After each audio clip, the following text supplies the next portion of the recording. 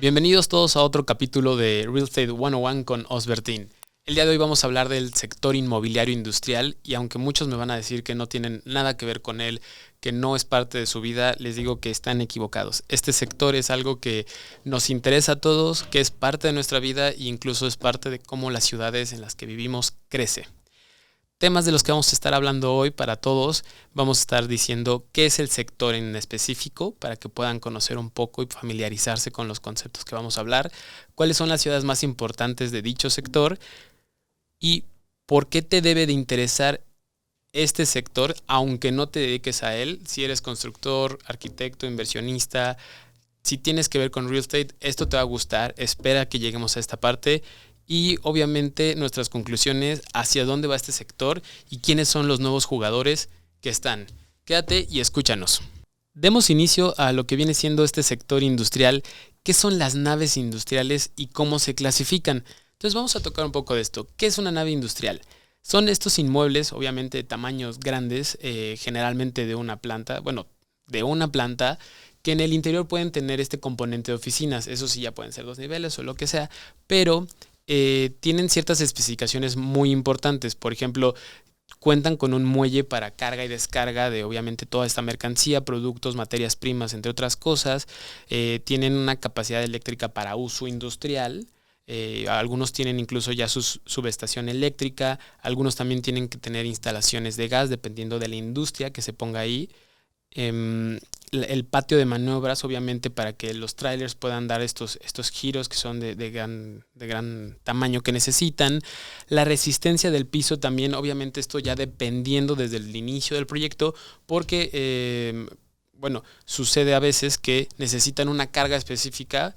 Entonces esto es para que el piso pueda soportar la maquinaria, grúas, lo que sea que se vaya a utilizar o pasar sobre este piso. Entonces de esa cuestión, ¿no? Como ya había dicho, también la parte de oficinas, como bien saben, depende también del giro industrial que se coloque en dicha nave industrial.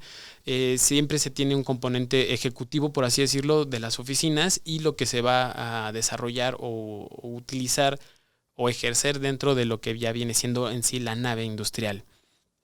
Algo también muy interesante es que muchos te piden lo que viene siendo el sistema contra incendios, estos famosos sprinkles. En caso de que haya una emergencia, tienen este megatanque de agua o estos sistemas que en cuestión de segundos pueden prácticamente inundar lo que viene siendo la nave industrial para proteger y salvaguardar ciertas secciones o todo lo que viene siendo y evitar un inmueble, ¿no? Que es algo que incluso los seguros, al menos internacionales, te lo piden. Para quien vaya a desarrollar una nave, pues tengan mucho cuidado con ese punto. Sobre todo los seguros estadounidenses o canadienses te piden mucho esa cuestión y es una inversión significante que siempre tienes que considerar. Y respecto a cómo se clasifican, pues la verdad es que se pueden clasificar de muchas maneras. Hay quienes incluso las clasifican por la cuestión de a qué sector industrial se va a dedicar. Yo no lo recomiendo tanto porque puedes tener diferentes tipos de ¿cómo se le dice? Diferente tipo de personas o industrias que te renten. Entonces si lo haces muy específico solo para un giro, pues te puedes estancar, ¿no?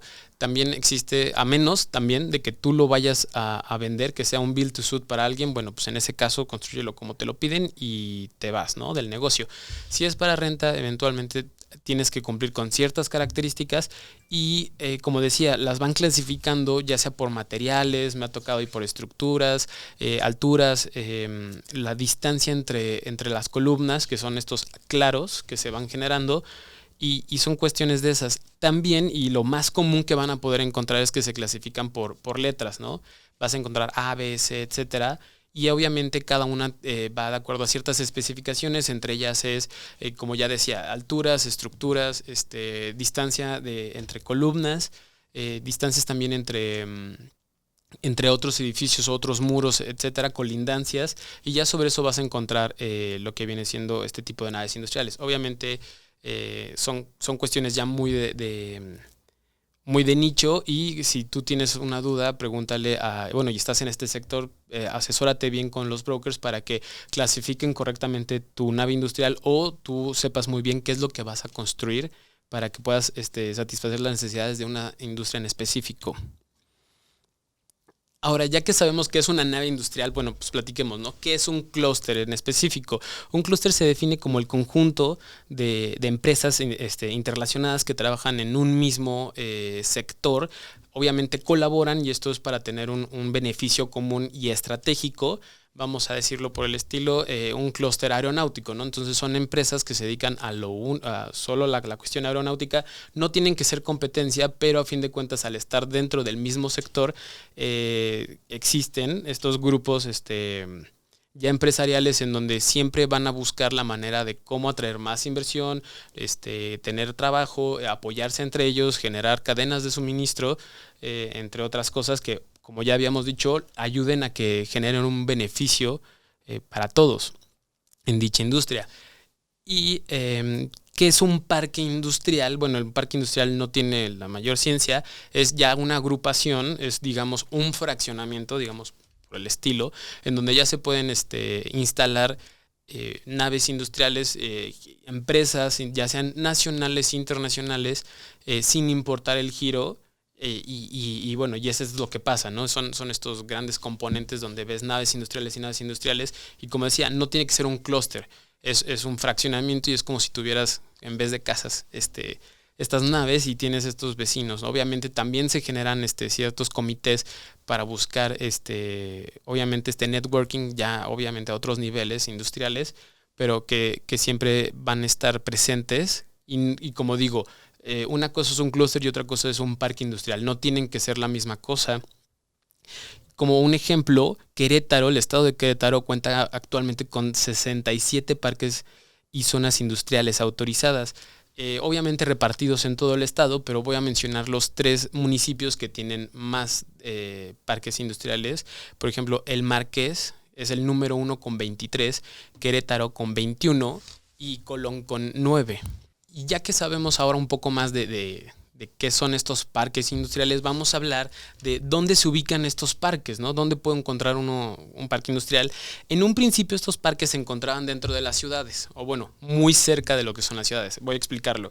Pues obviamente las ciudades nacen, todo era habitacional y la industria, cuando México empieza a tener ya este boom industrial, pues en sus entonces estos parques industriales se colocaban a lo que eran las afueras.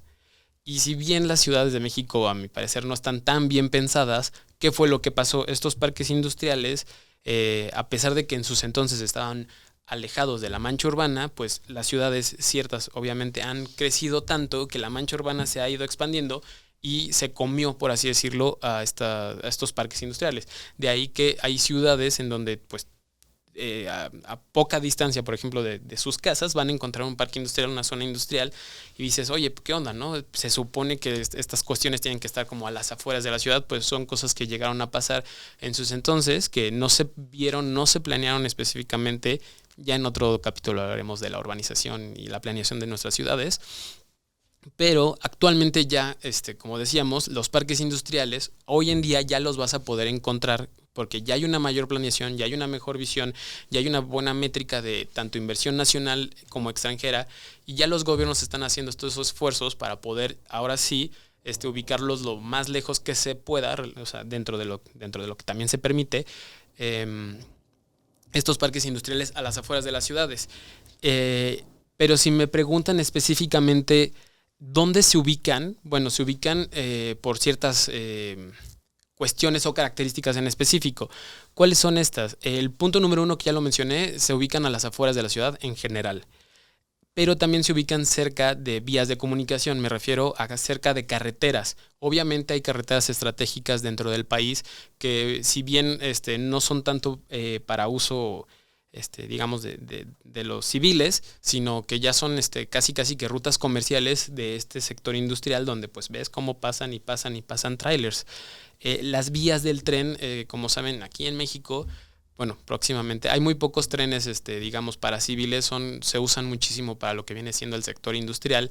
Entonces, los parques industriales que se colocan cerca de estas vías férreas son obviamente cuestiones estratégicas, porque estas vías férreas, pues, te evitas la cuestión de los trailers y otras cosas, y es algo directo, ¿no? Obviamente, dependiendo de ciertos sectores también que los utilizan o no. aeropuertos que también detonan mucho la comercialización, logística. También ya existen estos corredores aeroespaciales que también obviamente tienen que estar cerca de aeropuertos. Entonces los aeropuertos también son digamos, un núcleo de atracción para este tipo de industrias. Puertos marítimos, que también tiene que ver con todo lo que es exportaciones y todo ese asunto. Cerca cerca de fronteras, todo lo que viene siendo en el norte del país, vamos a poder encontrar una gran presencia de sectores y ciudades con un fuerte número, inventario incluso de industria de este sector, porque pues bueno, obviamente al estar tan cerca de Estados Unidos y todo lo que se mueve y la economía del país que tiene, es estratégico el que nosotros estemos, o bueno, México tenga este tipo de inversión del sector inmobiliario en lugares fronterizos. Y ya después de eso tenemos ubicaciones específicas dependiendo de ciertas industrias, por ejemplo la petroquímica, o sea, siempre se necesitan almacenamientos o cosas de este tipo, por ejemplo cerca de refinerías, entre otro tipo, minería, entre otro tipo de industrias que se puedan llegar a necesitar. Entonces estas son las ubicaciones ya digamos específicas en donde tú puedes incluso empezar a indagar y decir, ok, si aquí se va a poner un aeropuerto, pues probablemente a la redonda se va a necesitar un sector industrial. En esta carretera conecta muy bien con, no sé, con 4 estados. Mira, también probablemente ahí sea un buen nicho de oportunidad para que se invierta ahí. Y vamos a hablar de eso ya más adelante. Y continuando, vamos a decir cuáles son las ciudades más importantes de este sector.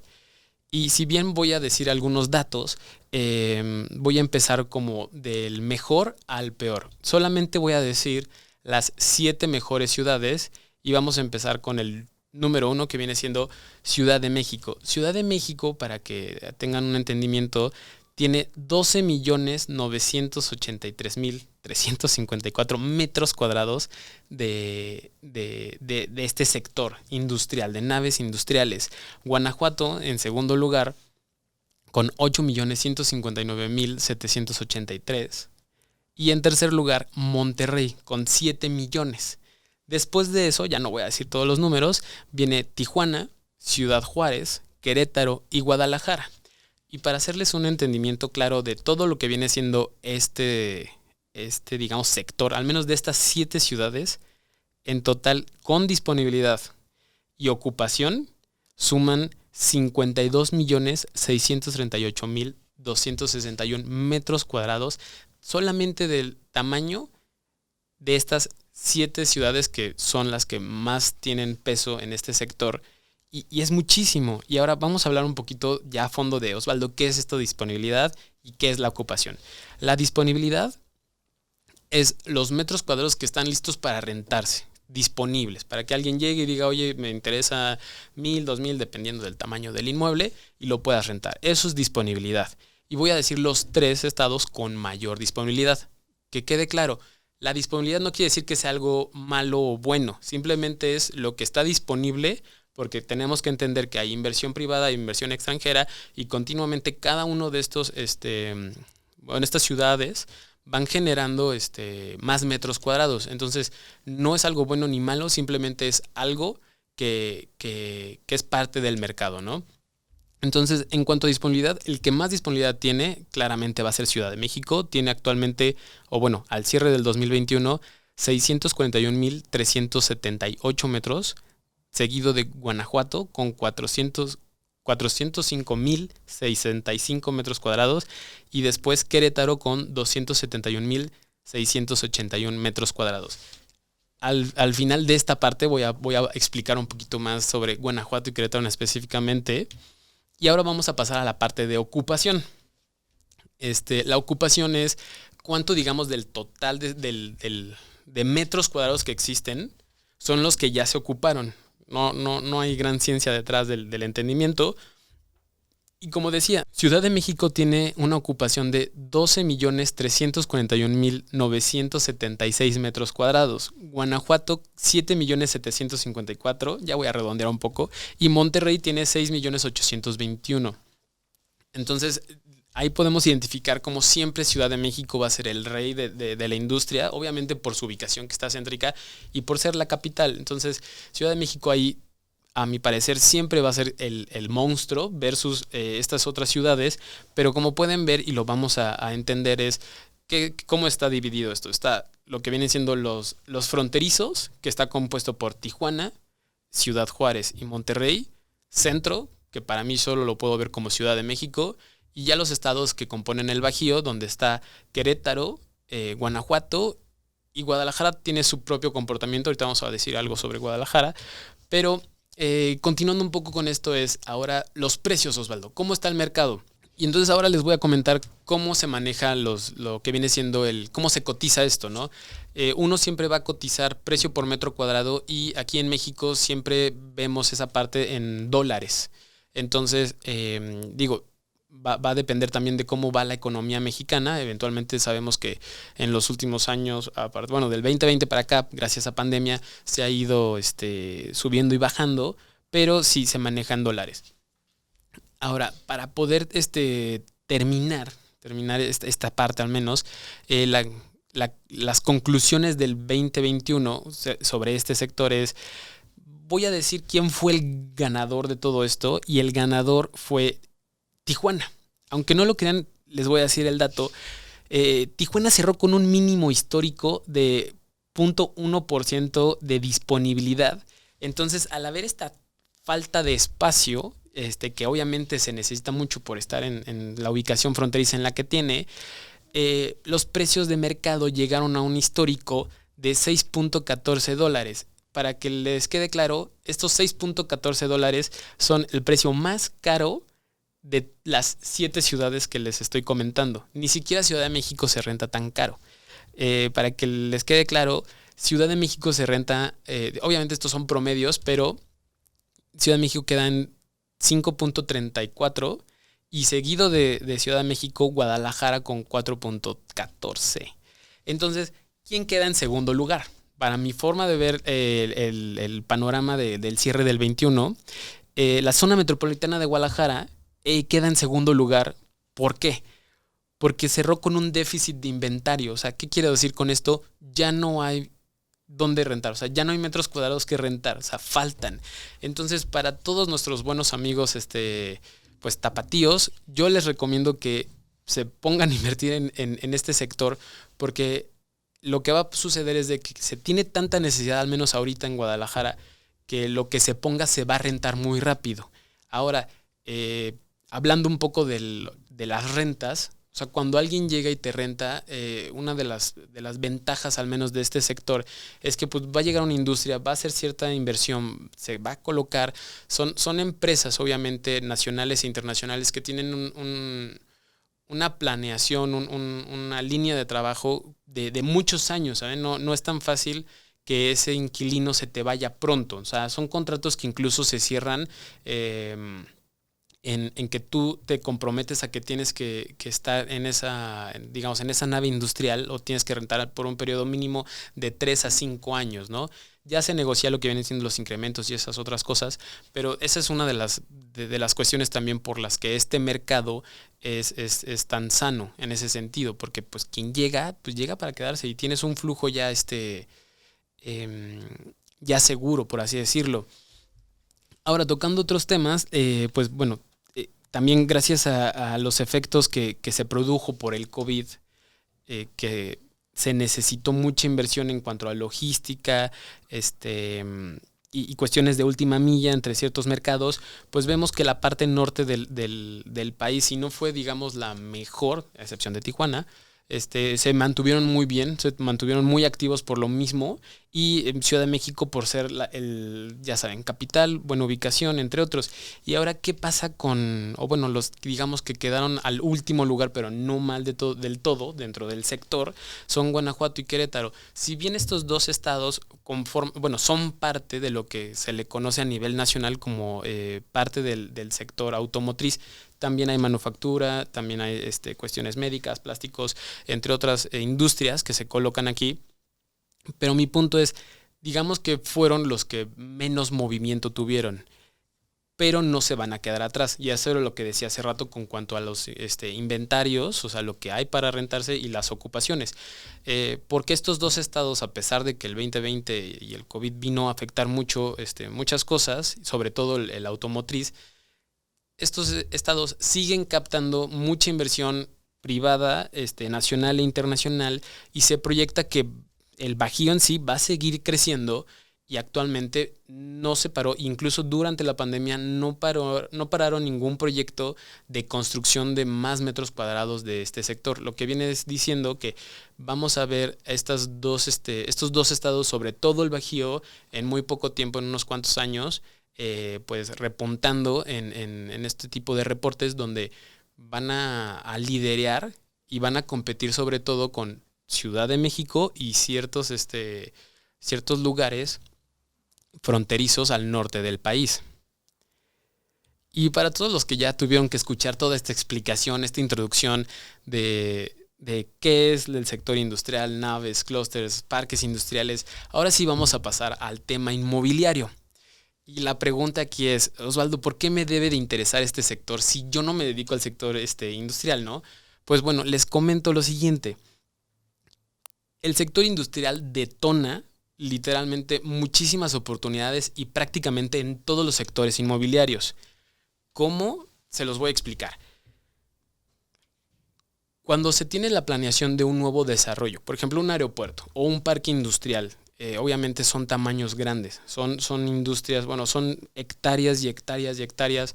Son incluso parques que tienen una planeación de ocupación, de que se ocupen al 100% en mínimo 5, 10, 15 años, ¿no? O sea, estamos hablando de extensiones territoriales enormes, abismales, son prácticamente ciudades.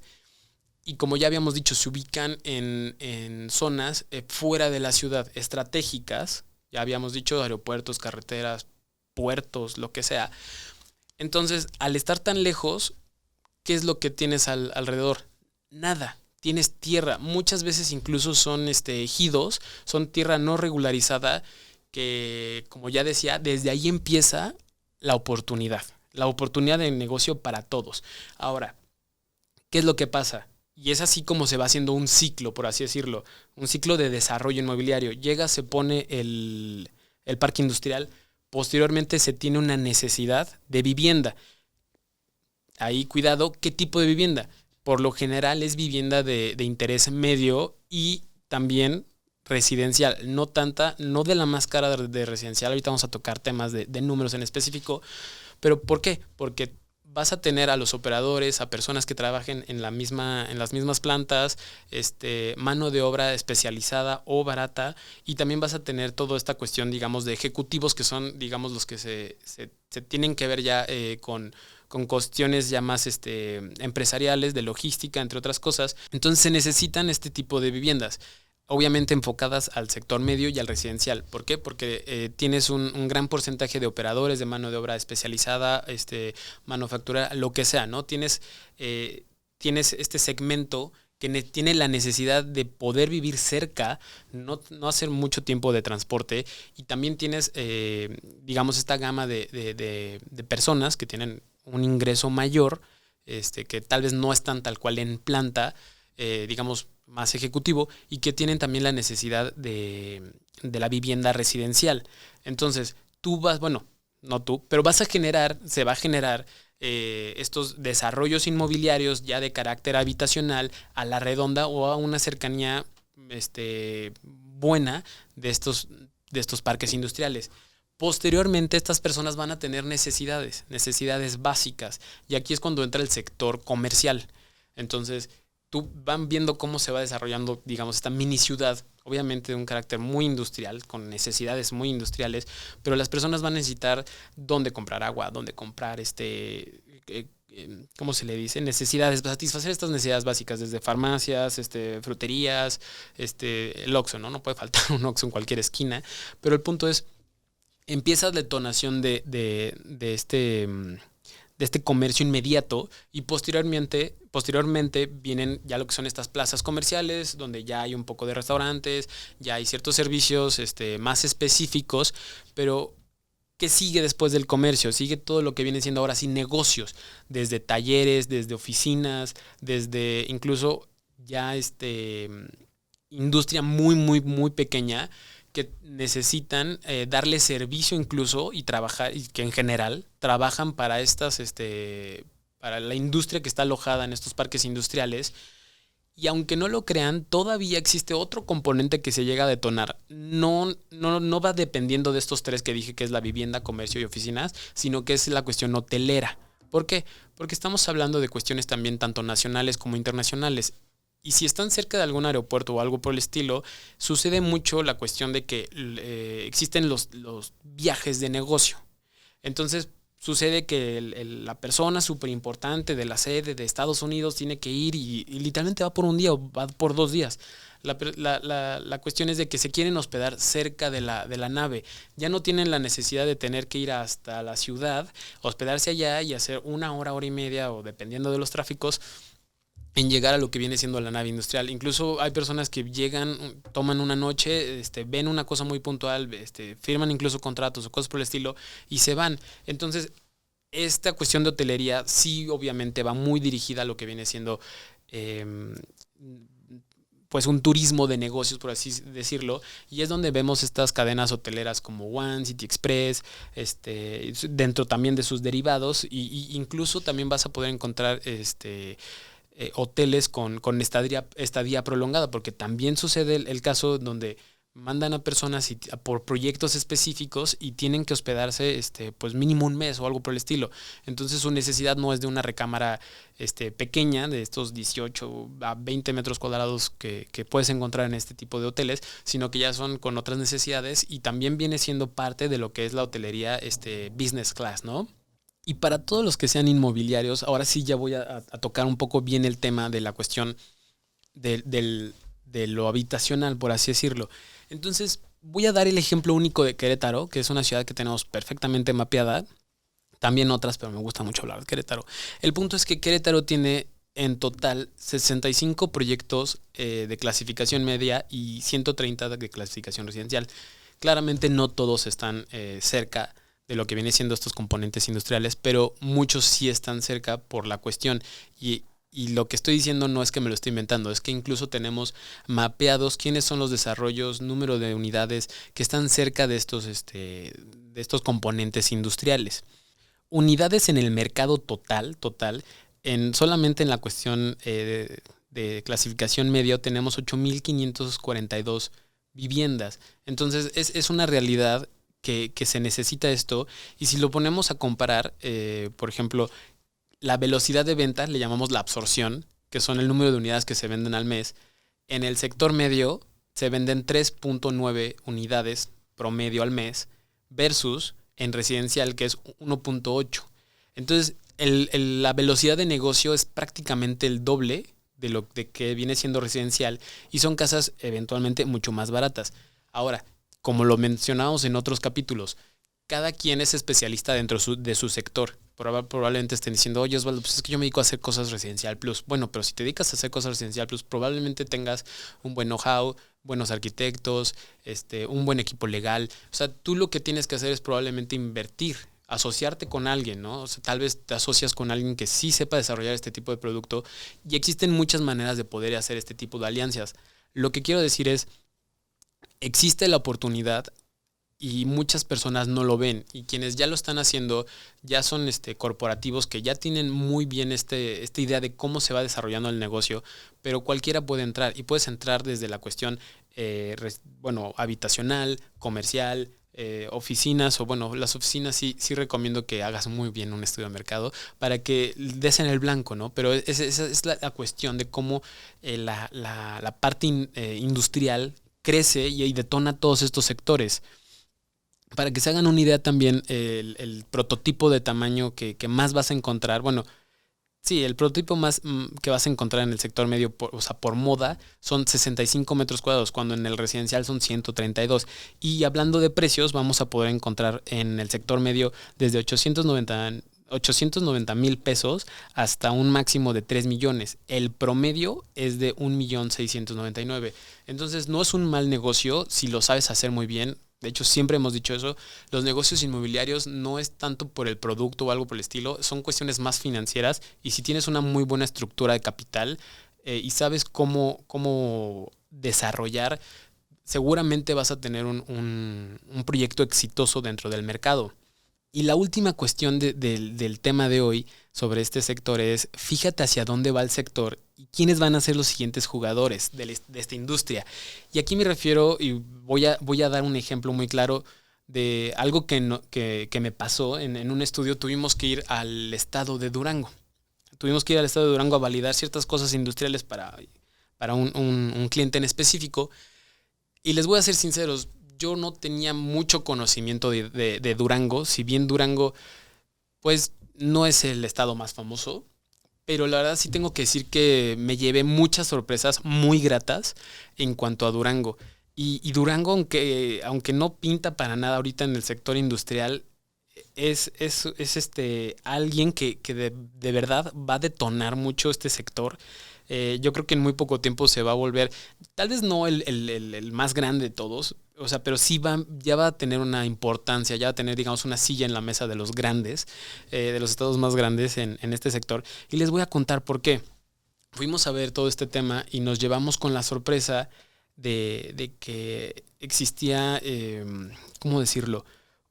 Una gran inversión o planeación en cuanto a la detonación de la industria. Y entonces nos acercamos a la Secretaría de Desarrollo Económico, la SEDECO, del mismo estado, que la verdad nos trataron súper bien. Fue una experiencia muy grata. Nos ayudaron en muchísimas cosas al respecto de este predio y de este estudio que tuvimos que hacer. Pero incluso nos llevaron a esta parte donde se está desarrollando, y esa es la noticia, este puerto seco para poder pintar y tener presencia en el mercado industrial del país. Entonces les voy a explicar un poco dónde viene esta inversión del puerto seco. Resulta que se tiene este proyecto en donde Mazatlán va a ser dentro de su puerto una infraestructura para que todo lo que llegue, los contenedores y todo lo que llegue a Mazatlán se pueda ir en tren directamente hasta Durango. Lleguen a este puerto seco y puedan movilizar todo. Y este punto estratégico que les digo conecta con vías férreas que ya son parte le dicen el corredor industrial del Temec. Entonces, toda esta industria todo esto que va a llegar desde el puerto de Mazatlán va a llegar a Durango y de Durango se conecta por estas vías férreas por este corredor, pero el corredor, les voy a decir la ruta, o sea, es Mazatlán, Durango, Monterrey, Laredo, Dallas, Tuzla, Chicago y llegan hasta Winnipeg, Canadá. Entonces, bueno, y sin mencionar que en estas paradas o rutas, por así decirlo, también pues Estados Unidos y Canadá tiene su propia infraestructura férrea y va a conectar con todos lados. Entonces, algo también muy importante aquí es que actualmente el puerto de Manzanillo es, digamos, pues probablemente el que más movimiento tiene en el país, pero con esta inversión que se va a hacer entre Durango y el puerto de Mazatlán, pues eventualmente le van a bajar, digamos, trabajo porque ya está más al norte. Entonces, Manzanillo bien sí se va a ver afectado, pero Durango va a ser esta nueva ruta comercial que va a ayudar muchísimo al crecimiento de la misma ciudad y en cuestiones industriales. ¿Y qué es lo que va a pasar? Va a detonar muchísimo. Y la verdad es que cuando estábamos ahí veíamos ya el plan de infraestructura y toda la extensión territorial que ya se estaba planificando para que el parque industrial en donde está el puerto seco y todo lo que va a estar alrededor se va a planificar. Y no solo eso, sino que se va a desarrollar ordenadamente. No le va a pasar como otras ciudades que al sopetón de la nada tuvieron tal vez no en sí una mala planeación, sino que no vieron que en algún momento iba a llegar mucha industria o inversión y creció mal, sino que aquí ya lo tienen. Y de hecho, sí está a una distancia considerable de la mancha urbana, en donde ellos ya planificaron todo. La verdad se me hizo un plan maestro en todos los sentidos brillante. Y como digo, aquí es donde nosotros tenemos que empezar a ver dónde hay zonas de oportunidad, áreas de oportunidad y dónde poner el dinero. En unos cuantos años, se los digo yo, Durango va a ser parte del sector industrial y va a tener una silla en la mesa de los grandes. Y por último, pues como ya lo habíamos dicho, ¿por qué el mercado industrial no se vio tan afectado durante la pandemia? Y esto fue gracias a lo que fue el e-commerce y el sector de última milla. Entonces voy a explicarles un poco rápido esto para acabar. Prometo que si les interesa esto, lo podamos platicar más a detalle en otro capítulo. ¿Y qué es lo que pasa? Con la cuestión de la pandemia y que la gente cambió mucho sus hábitos de consumo, lo hemos hablado mucho, pues ahora todo el mundo pedía por internet, incluso el supermercado, que era algo que pues no se frecuenta al menos mucho en México. Y entonces los centros de distribución, los CEDIs, que así se les conoce, logística, almacenamiento y otras cosas, tuvieron muchísimo movimiento porque todo pasó de ir a la tienda a vamos a pedirlo a través de la aplicación. Entonces, de ahí que creció mucho esta industria, que se mantuvo en ese sentido. Ya habíamos mencionado México y los estados fronterizos son los que mejor les fue en ese sentido. Pero viene esta otra parte de la última milla. ¿Qué es esta cuestión de la última milla o qué es este término? Son este plan, por así decirlo, de ciertas industrias, bueno, ciertas marcas e industrias, sectores, en donde lo que se busca es estar cada día más cerca del usuario final. Esa cosa que ustedes ven y dicen, ok, quiero esto y lo voy a pedir por cualquier aplicación y llega mañana o llega hoy mismo, eso es parte de la logística de la última milla, que los productos te puedan llegar a ti más cerca. Y eso es una obra de arte, por así decirlo, en el sentido de que ya tienen bien mapeados estas industrias, fábricas, marcas, lo que sea, cuáles son los productos que se consumen, en qué zonas, qué tallas, qué tamaños, o sea, dependiendo de lo que sea. Y entonces ya saben, y ya lo tienen cerca de ti. Y si no, como habíamos dicho, esta parte de logística y transporte, de que llegue, y la última milla en sí significa del último punto de almacenamiento a tu casa. Ese es lo que viene siendo la última milla. El más famoso de todos podemos decir que es Walmart. Walmart, al menos en Estados Unidos, hay una estadística por ahí que no sé a cuánta distancia se supone, dentro de las ciudades, a cuánta distancia ya existe un Walmart o un Walmart Express cerca de ti. O sea, ellos ya están muy posicionados y tienen esta manera de delivery súper desarrollada. Pero aunque no lo crean, supermercados, Amazon, Mercado Libre, lo que están detonando es esta parte. Y es esta parte de necesidad de este tipo de industria que, si bien no es necesario sea tan grande como lo que conocemos de una nave industrial gigante, sino que pueden llegar a ser incluso bodegas desde los 500 metros cuadrados a 1,500, o sea, dependiendo también de las necesidades. Entonces, si ustedes conocen un terreno o algo que o incluso una nave industrial que se haya quedado a la mitad de la ciudad, tienen una gran área de oportunidad porque estas empresas están buscando dónde llegar. Por ahí teníamos el dato, tiene varios años, no es algo nuevo, no es de la pandemia para acá, pero al menos si bien no en Ciudad de México, no, si bien en Estados Unidos se tenía esta idea de que, bueno, esta situación de que algunos centros comerciales estaban quebrando y se quedaban vacíos. Por ejemplo, Amazon llegó y empezó a comprar varios de ellos y todo el mundo cuestionaba de por qué Amazon está comprando centros comerciales casi que en ruina, por así decirlo. Pues porque los convertía en CEDIs, porque estaban bien ubicados y como eran inmuebles ya, híjole, que incluso los remataban prácticamente. Esto fue una de las grandes estrategias que en su momento, porque ya no es CEO Jeff Bezos, implementó para poder estar cada día más cerca del usuario final, ¿no? Y esto es lo que viene siendo la última milla. Con eso nos despedimos. Esto fue otro capítulo de Real Estate 101 con Osbertín. No olviden seguirnos en Spotify, en YouTube, nuestras redes sociales y coméntenos de qué temas quieren seguir escuchando y nos vemos en la próxima. Hasta luego.